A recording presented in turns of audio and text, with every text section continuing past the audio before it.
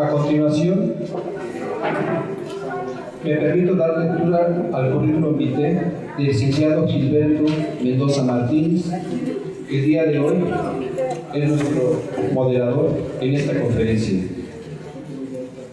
El licenciado es licenciado en Derecho por la Universidad Autónoma Metropolitana.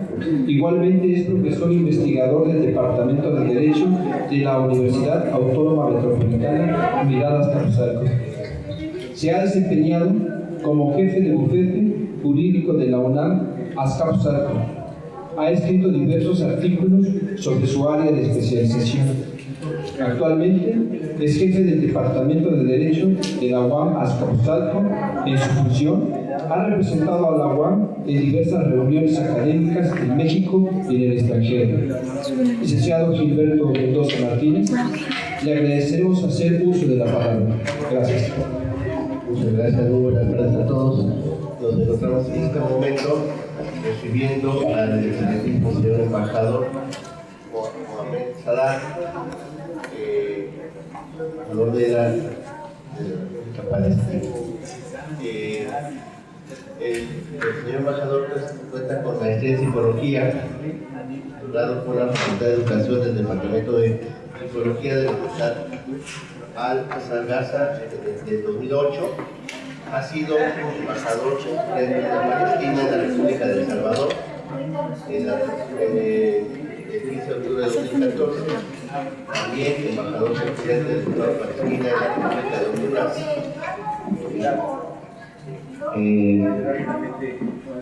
El 16 de septiembre de 2013.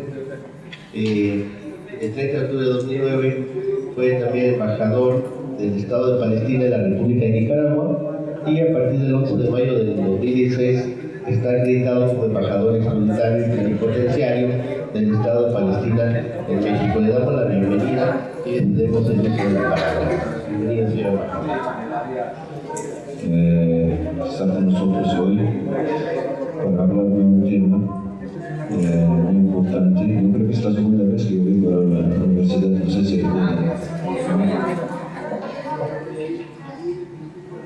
en realidad, para hablar del conflicto palestino-israelí necesitamos mucho tiempo para hablar de este conflicto, pero hoy yo voy a tratar de tocar cosas importantes en este conflicto. Y para poder entender este conflicto tenemos que ir al origen. Siempre cuando uno tiene una confusión sobre algo, trata de regresar al origen para ver cómo surge este conflicto. Este conflicto en realidad no es nada religioso como se plantea por Israel, que es un conflicto religioso, que los árabes, los musulmanes quieren matar a los judíos. No tiene nada de esto. Este conflicto es un conflicto puramente político, y político que tiene base económica, por supuesto, porque siempre todos los conflictos tienen base económica. Y este conflicto empieza con el surgimiento del movimiento sionista en 1897, cuando este movimiento empieza a pensar en el establecimiento de un Estado para los judíos. Y digo para los judíos entre comillas, porque en la actualidad ellos están trabajando con todo, el mundo, cristianos, judíos, de todas partes, para reclutar gente para que se viven a Palestina y que ellos después se involucren en este conflicto. Entonces, ellos en este congreso plantean esta idea. Y después empiezan a hablar con las otras conferencias internacionales para tener apoyo a esta idea. Hablaron con el Estado de Juaní, rechazó, y hablaron con otras potencias, pero ellos lograron acordar un acuerdo con Inglaterra, y en el 2 de noviembre de 1917 Balfour, que era en aquel entonces el canciller de Inglaterra, dio una promesa al movimiento sionista de dar un lugar para los judíos en Palestina. Esta promesa, si ustedes se acuerdan, se dio al movimiento sionista para que el movimiento sionista apoye a Inglaterra en la Primera Guerra Mundial. Y en realidad esto es lo que pasó, y esta promesa se da antes de que Inglaterra tome el mando en Palestina, antes de que se termine la Primera Guerra Mundial, porque en esta fecha Inglaterra no tenía el mando en Palestina. Y empieza cuando Inglaterra, después que termina la Primera Guerra Mundial, Inglaterra tiene el mando en Palestina y empieza a poner en práctica este acuerdo que tuvo con el movimiento sionista a través de facilitar la migración de las bandas sionistas y apoyarlos con armamento y construir asentamientos para los sionistas, que después empezaron a desarrollar unos ataques contra nuestro pueblo. Estos ataques llegan hasta que ellos cometieron muchas masacres en 1948. Ahorita vamos a poner un video que habla de estos acontecimientos. Pero antes de que Inglaterra diera esta promesa, nosotros como palestinos, cristianos, judíos, vivíamos en Palestina como palestinos hermanos, no teníamos ningún conflicto, y el porcentaje de los judíos en Palestina no llegaba al 6%, entre 6 y 9%, pero después de la migración que se facilitó por parte de Inglaterra, empezaron ellos a aumentar el número, ellos empezaron a cometer los masacres contra nuestro pueblo, y de ahí empieza todo el conflicto. Ahora vamos a ver un video de 12 minutos donde se explica todas estas cosas. Les voy a contar por qué ellos escogieron a Palestina en aquel entonces. En ese congreso se plantearon varias opciones para establecer un lugar para los judíos. Entre estos lugares había Palestina, en Norte África, Uganda, y se habló también de Argentina. Y hay gente que me dicen que se habló en aquel entonces de California. Ellos escogieron a Palestina por varias razones. En primer lugar, por la ubicación de Palestina como enlace entre Asia y África, porque todo el comercio pasaba por Palestina. Pero antes de escoger a Palestina, ellos planteaban Uganda y estaban trabajando como hasta el cuarto congreso del movimiento sionista para establecer el Estado de Uganda. Pero en el momento que se descubra el petróleo en la zona del Medio Oriente, ellos cambiaron la idea. Ellos tenían una división.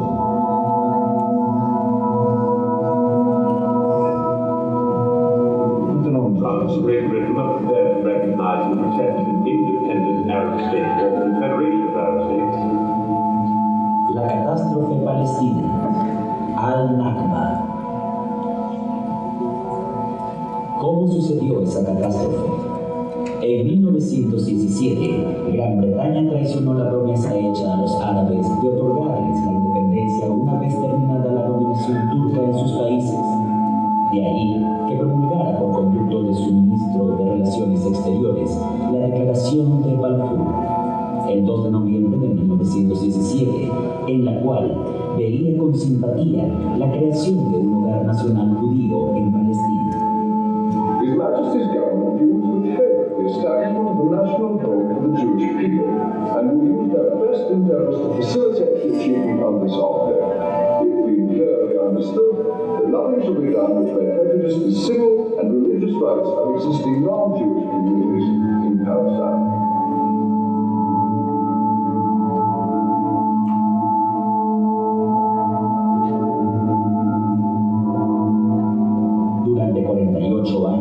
mandato británico, Londres dictó leyes y adoptó medidas que facilitaron la creación de ese hogar-nación hasta que se convirtió en Estado en el año 1948. En la época de la ocupación británica, el número de judíos era de solo 56.000, es decir, constituían el 9% del total de la población, en su mayoría ciudadanos de países extranjeros. Inmediatamente terminando el mandato británico, en 1948, el total de la población judía se elevó a 605.000 habitantes debido a la emigración, tanto pública como encubierta, permitida por Londres a pesar de la oposición de la población árabe, su resistencia y las revoluciones que llevaron a cabo. Es así como los judíos pasaron a constituir el 30% de la población palestina, que era de alrededor de 1 millón de habitantes en el año de la catástrofe.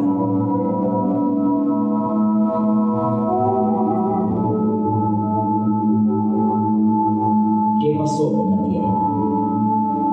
El sionismo intensificó sus esfuerzos para reclutar a judíos como empleados del gobierno cuando Gran Bretaña otorgó a los hebreos el privilegio de explotar los territorios que consideró propiedad del Estado. Londres creó una administración de agrimensura cuyo objetivo era determinar la propiedad de cada terreno a precios muy altos. En cuanto a los campesinos, quienes cultivaban la tierra desde cientos de años atrás y estaban aferrados a ella, Gran Bretaña los asfixió, imponiéndoles enormes impuestos que no le dejaban otro camino que acudir al usurero sionista para pedir créditos a cambio de hipotecar su tierra, la que no demoraba en pasar a manos del prestamista por falta de pago.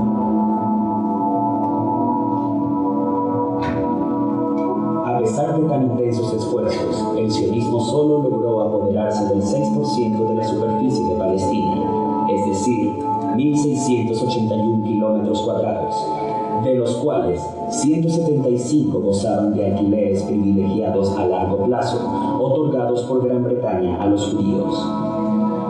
Otros 57 rezaban como tierra no clasificada y 1.449 eran adquiridos por los judíos directamente, aun cuando no hubieran sido registradas de forma legal. La partición arbitraria. Después de 28 años de cooperación con los británicos, el sionismo solo pudo apoderarse del 6% de la superficie de Palestina, aunque sí logró aumentar la población judía al 30% del total, tras lo cual trasladó todos sus esfuerzos hacia Estados Unidos al adoptar como defensor a su entonces presidente Harry Truman, quien se enfrentó a su ministro de Relaciones Exteriores para que Estados Unidos presionara con todas sus fuerzas a los países pequeños, amenazándoles con suspenderles la ayuda si no votaban a favor de la partición de Palestina entre sus habitantes, sus verdaderos dueños, y entre inmigrantes extranjeros que ni siquiera conocían el nombre de la ciudad a la cual llegaron. El gran golpe para los árabes fue la aprobación, por exigua mayoría, de la resolución para la partición de Palestina, la cual estipulaba la creación de un Estado judío en el 54% del territorio palestino, así como un Estado árabe en el resto del territorio, incluyendo la internacionalización de Jerusalén como una administración independiente. Australia, yes. Belgium, yes. France, yes.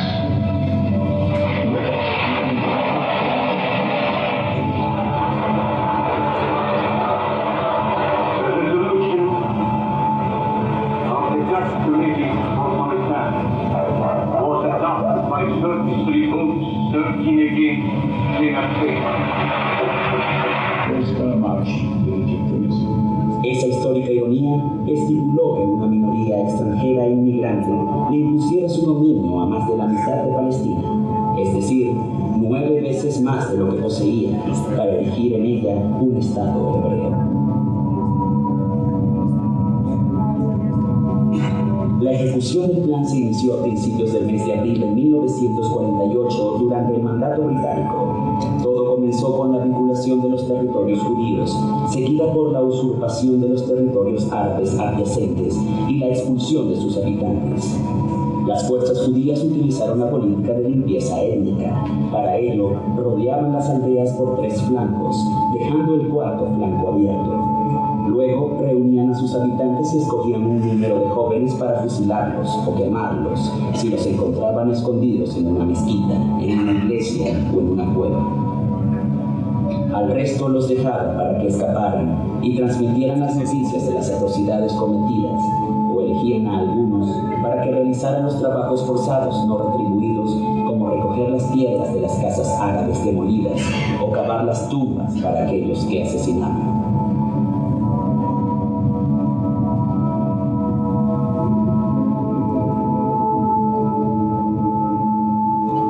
No bien terminó el mandato, Israel se apoderó del 13% de la superficie de Palestina y expulsó a 400.000 personas de 199 aldeas para anunciar la creación de su Estado en esta porción de tierra, pero sin definir sus fronteras, lo que ha propiciado la continuación del saqueo sionista para robar más tierra. La horrible catástrofe comenzó a conocerse, ya que las noticias sobre las matanzas, como la de Deir Yassin, la más famosa, comenzaron a llegar a oídos del pueblo árabe en todas las capitales, lo que provocó manifestaciones populares de protesta y condena al silencio e indolencia de los gobiernos. Después de ello, llegaron de manera dispersa y desorganizada pequeñas fuerzas regulares procedentes de los países árabes, cuyo objetivo era proteger al pueblo palestino de esa catástrofe, en respuesta al enojo popular árabe y a las manifestaciones que llevaban a cabo.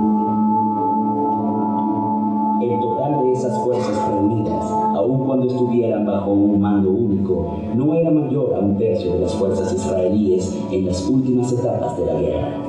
Por ello, no lograron detener la expansión sionista que se desplegó rápidamente hasta ocupar Led y Ramle, creando un puente que se extendió a Jerusalén, donde ocupó amplias superficies en Galilea. Eso constituyó la primera señal de la derrota de los árabes. La ocupación de Led y Ramle fue una de las etapas más dramáticas en la historia de Palestina.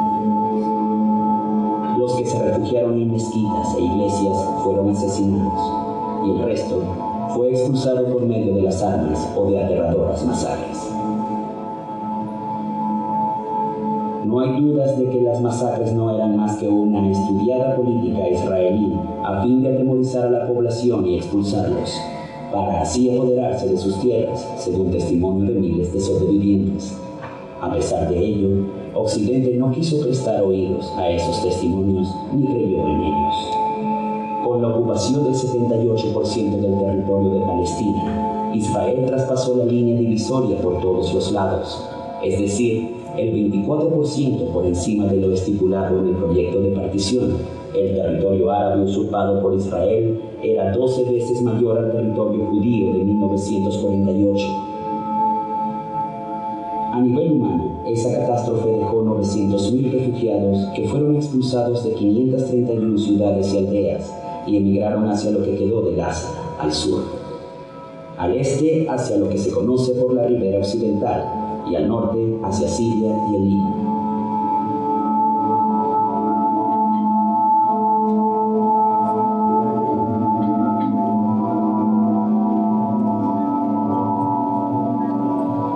La catástrofe pasó a la historia como una mancha negra que costó la vida a muchos dirigentes y gobernantes, la caída de tronos y de regímenes, y un precio que aún siguen pagando millones de refugiados en Palestina, sus alrededores y en el exilio.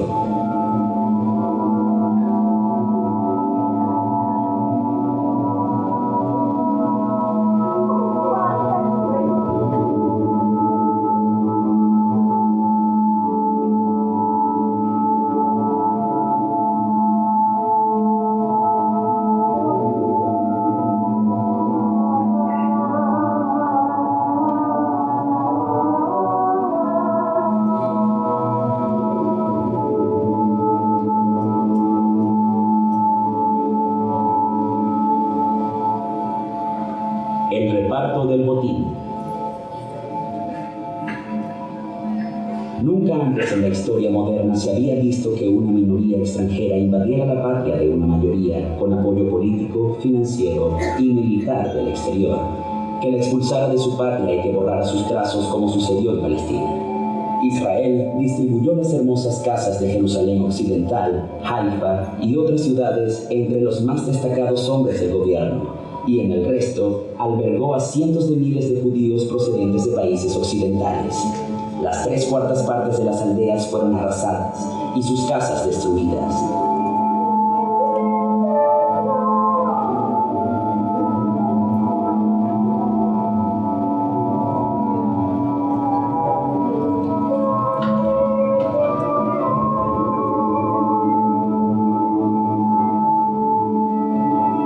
Es impresionante ver cómo algunos refugiados, ya ancianos, toman a sus hijos y nietos, cuando se les hace posible, y van a visitar el sitio donde estuvieron sus aldeas, para enseñarles su ciudad natal, cuyo recuerdo llevan grabado en el corazón. Allí encuentran una pared por aquí, un árbol por allá, que los lleva a imaginarse que su ciudad aún está viva, algo que solo es una realidad en sus corazones que tienen de sus hijos. Allí buscan la tumba de sus abuelos, las que encuentran dispersas o con inscripciones en las que aparecen frases racistas en hebreo. Siguen buscando y encuentran asombrados que la mezquita se convirtió en un museo, en un restaurante o en un basurero.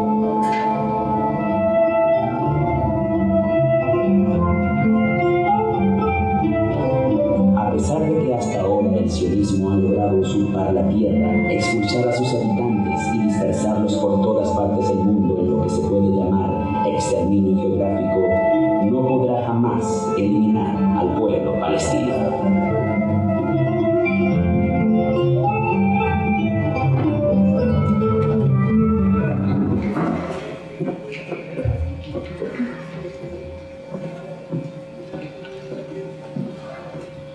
Bueno, así empezó el conflicto y como ustedes ven, es una injusticia total que se aplicó contra nuestro pueblo en Palestina. Yo estaba diciendo que ellos escogieron a Palestina por la ubicación de Palestina como enlace entre Asia y África y como un paso para el comercio. Pero también coincide con aquel entonces el descubrimiento del petróleo en la zona de Medio Oriente. Ellos hasta el cuarto Congreso del Movimiento Sionista estaban ellos trabajando para construir el Estado judío en Uganda e incluso tenían distintos puntos de vista, pero cuando se descubrió el petróleo ellos decidieron irse a Palestina. Ahora, como vieron, este conflicto ya produjo muchos refugiados. Ahora la cantidad de refugiados ahora llega a como 5,5 millones que viven alrededor del mundo. Y Israel siguió con su política expansionista que se basa sobre masacres y violencia con el objetivo de expansionar en toda Palestina y en toda la zona del Medio Oriente. Y yo les voy a decir algunos ejemplos para explicar esto. En 1967 Israel ocupa el resto de Palestina, que es Gaza, Cisjordania, y también ocupa Sinaí y las alturas del Golán. En aquel entonces el ministro de guerra israelí era Moshe Dayan. Ellos le preguntaron cuando se produjo esta guerra, ¿dónde están las fronteras de Israel? La respuesta de él era, las fronteras de Israel son hasta donde llega el soldado israelí. Quiere decir que quieren expansionar en todas partes, en toda la zona. Esta es la respuesta. Junto con esto, Israel hasta el momento no quiere delimitar sus fronteras. En Naciones Unidas, todos los países tienen fronteras delimitadas, pero Israel hasta el momento no tiene fronteras delimitadas en Naciones Unidas y sigue su expansión en nuestro territorio. Los ideólogos feministas plantean el Gran Israel. El Gran Israel es toda la zona que radica entre el río Nilo y el río Éufrates. Es una zona que abarca muchos países de la zona del Medio Oriente, muchos países grandes de la zona del Medio Oriente. Esto todo refleja la esencia de la política israelí que se basa sobre los ideales del movimiento sionista, una política expansionista, una política de exterminio para poder establecer y dominar a la zona y a través de ahí tener un dominio a nivel mundial. Estamos hablando del movimiento sionista. Ahora a diario Israel está construyendo asentamientos en Cisjordania, y estos asentamientos son ilegales porque están contra de la ley internacional, porque la ley internacional permite que una potencia ocupante construya asentamientos o transferir sus habitantes a las zonas ocupadas, pero a pesar de todas las resoluciones de Naciones Unidas contra esta política israelí, Israel no hace caso y sigue en su construcción de asentamientos en Cisjordania, asentamientos que tienen el objetivo de dividir a Cisjordania en cantones para obstaculizar, hacer fracasar la solución de los estados. Ustedes saben que Palestina es un estado observador reconocido por parte de la Asamblea General y de la comunidad internacional está planteando la solución del conflicto sobre la base de dos estados, un estado palestino en los territorios ocupados en 1967 y además del estado israelí, pero Israel no reconoce, no quiere reconocer esto y está tratando de obstaculizar todo a través de la construcción de asentamientos.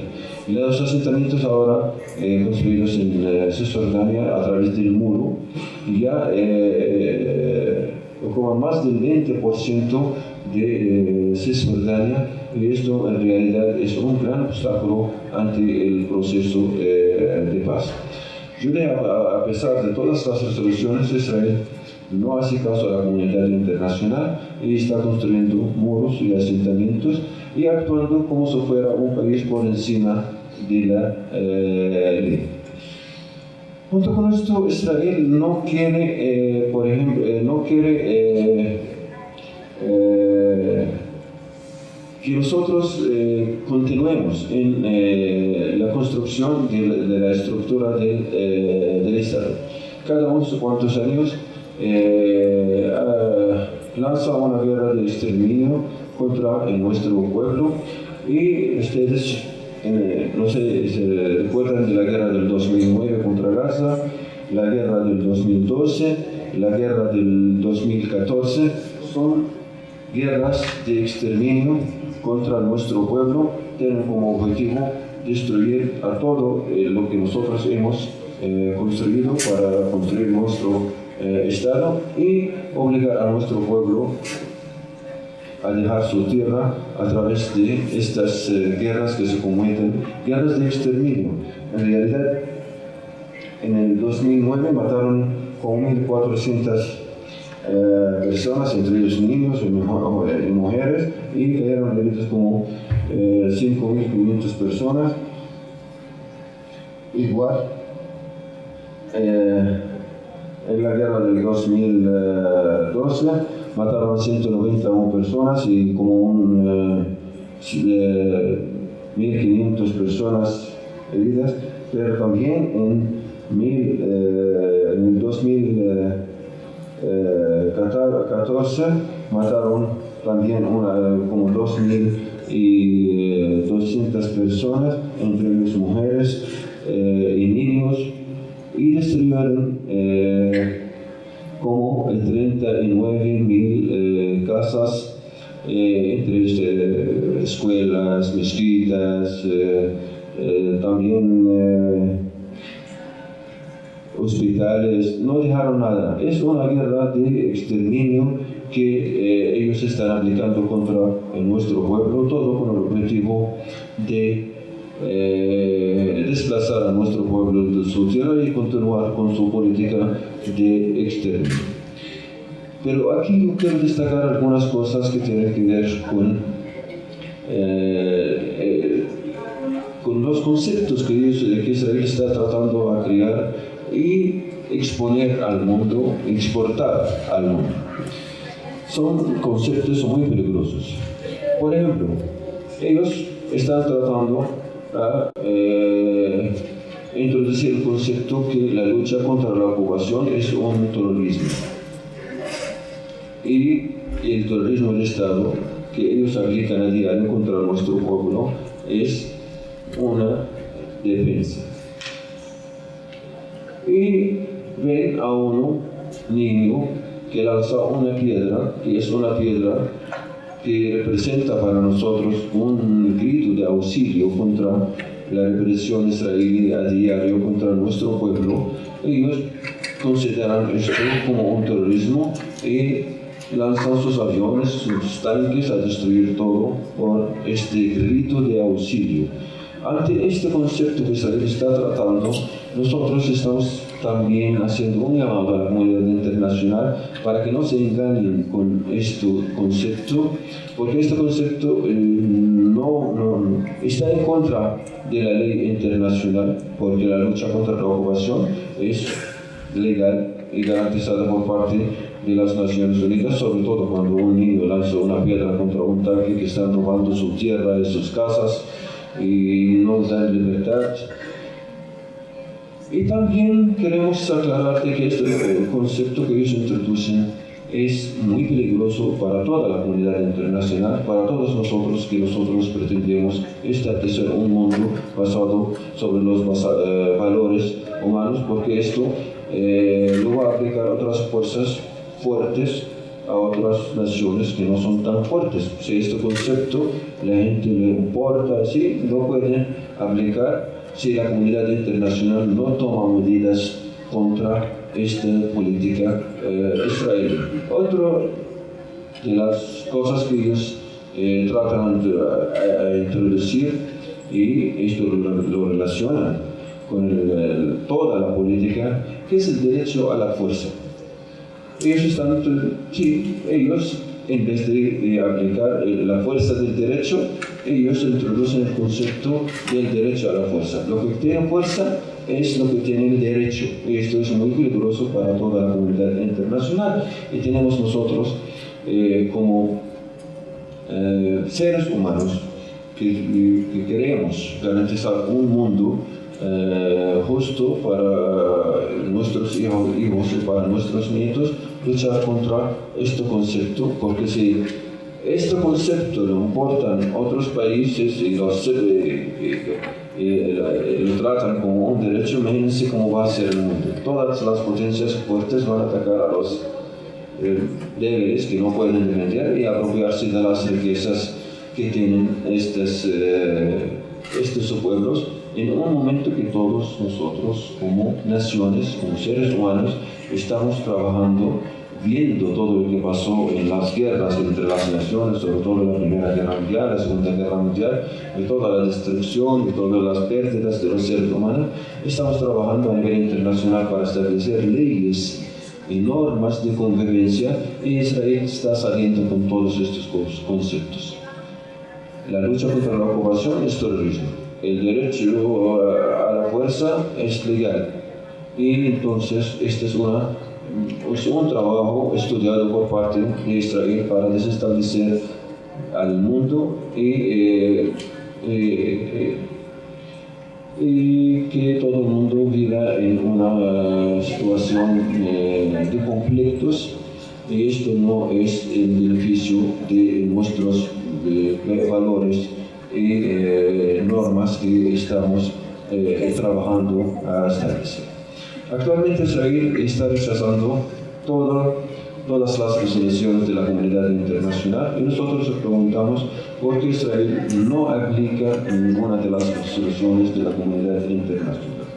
En relación al conflicto palestino-israelí se han tomado muchas resoluciones, pero hasta el momento Israel no ha cumplido con ninguna de estas resoluciones de las Naciones Unidas.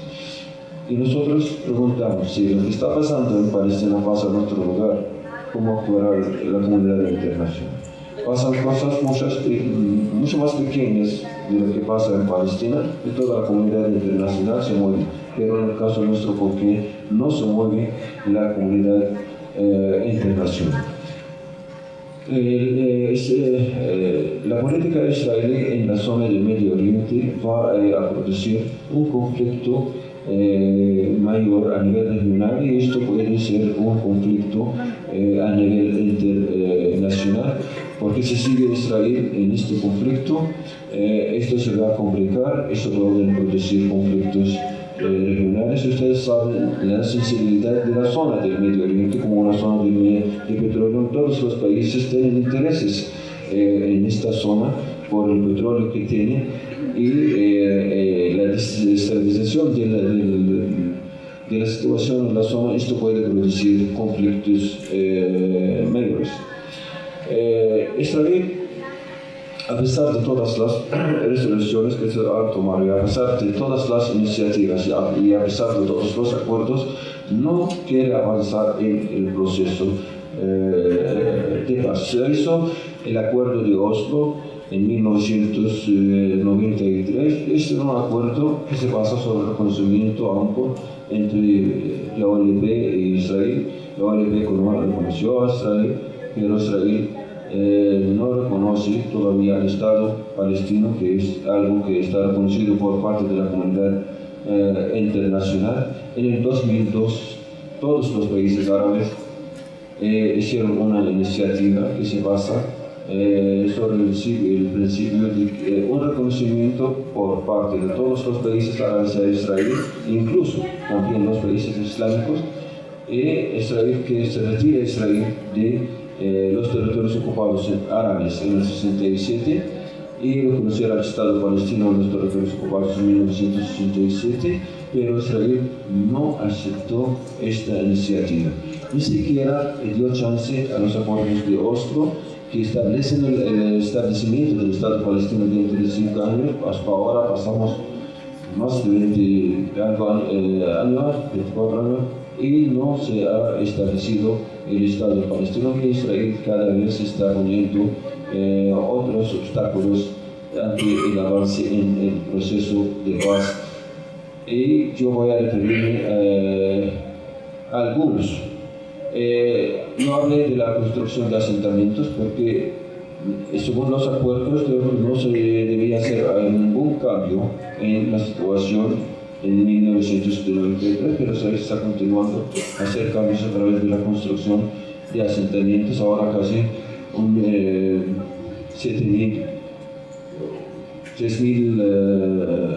650.000 colonos viven en Cisjordania, y esto está contra la ley.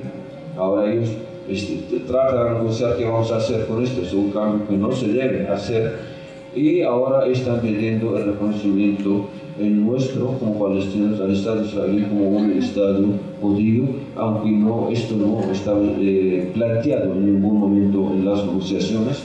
Israel está tratando de aprovechar las negociaciones para la expansión en nuestros territorios y hacer fracasar la solución de los estados. Pero yo quiero referirme un poco al planteamiento israelí, porque ellos plantean el reconocimiento nuestro a Israel como un Estado judío. En primer lugar, ellos fueron los que declararon a Israel como un Estado de Dios en 1948. El nombre del Estado de Dios lo fue escogido por ellos, pero actualmente ellos están tratando, porque dentro de Israel hay como 1.600.000 palestinos que viven allá, que se quedaron allá desde la guerra de 1948. Israel está tratando de dar un contenido religioso al conflicto y cambiar la narración histórica del conflicto a través de este planteamiento. También a través de este planteamiento quiere desplazar a 1.600.000 palestinos que viven dentro de Israel, y también negar el derecho del retorno a los hermanos refugiados que viven fuera de Palestina, porque cuando se produjo el conflicto se tomó la resolución 194 que establece el retorno de los refugiados a sus hogares y la compensación de estos refugiados. Israel quiere cambiar todo esto. Y yo me pregunto también por qué se lo piden a nosotros como palestinos, porque si un Estado quiere cambiar su nombre, se va a Naciones Unidas y pone el nombre que ellos quieren. No es una pregunta lógica esta. Ellos saben de que la comunidad internacional no va a reconocer esto porque esto está en contra de la realidad que existe. Y ellos saben también que mientras los verdaderos dueños del derecho no lo reconocen, nadie lo va a reconocer. Entonces, este es un reconocimiento indirecto, que somos nosotros los que tenemos el derecho allá. Y lo plantean a nosotros para que después toda la comunidad internacional acepte esto. Miren hasta que la pregunta actual es que hasta dónde va a llegar Israel con su política expansionista en la zona. Israel no acepta el planteamiento de la iniciativa árabe, no quiere parar la construcción de asentamientos, no quiere resolver el conflicto, quiere seguir con su política expansionista en toda la zona y además de todo esto está tratando a cubrir toda esta política con conceptos que son peligrosos para la comunidad internacional. Ahora, ¿cuál es la responsabilidad en nuestra, como pueblos, como seres humanos que pretendemos vivir en paz? Si ellos rechazan la iniciativa árabe que plantea un reconocimiento, una paz, un intercambio y vivir como el resto de los países. ¿Esto qué significa? Que ellos quieren seguir la expansión en la zona del Medio Oriente. Si Israel no quiere delimitar sus fronteras, ¿qué quieren? Que ellos quieren seguir su expansión en la zona. Si Israel quiere seguir con la construcción del asentamiento, quiere apropiarse de todo el territorio palestino. Si Israel está tergiversando todos los conceptos y está tratando de introducir conceptos contrarios a los conceptos y valores de la convivencia internacional, ¿a dónde quiere llevar al mundo, el nuestro? Todas estas son preguntas que tenemos la obligación de responder y tomar medida ante todas estas preguntas. Porque las preguntas estas, la respuesta a todas estas preguntas se consideran a lo siguiente: que Israel es un país expansionista que quiere apropiarse de la zona, que está dispuesta a aplicar conceptos contrarios a los valores humanos para lograr este objetivo. Y la otra pregunta, que ¿cómo lo va a hacer Israel en el futuro?